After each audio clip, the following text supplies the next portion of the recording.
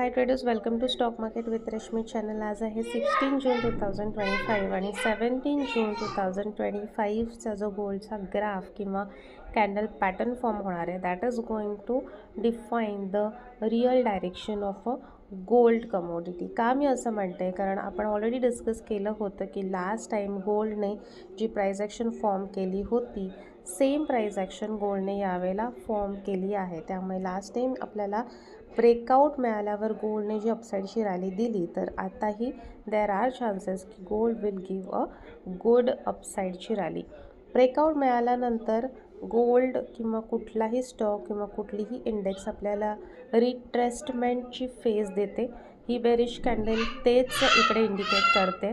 17 जून 2025ची जी candle असेल, in case if it forms a doji candle on a support, actually it's a resistance, पण resistance will become a support आणि ह्या सपोर्टवर जर green कलरची doji candle form झाली तर त्याचा सपोर्ट घेऊन गोल्ड त्याची अपसाईडची रॅली कंटिन्यू करू शकतो आणि त्याचं पहिलं टार्गेट म्हणजे 3495 आणि त्यानंतर it might go upside up to the level of 4000.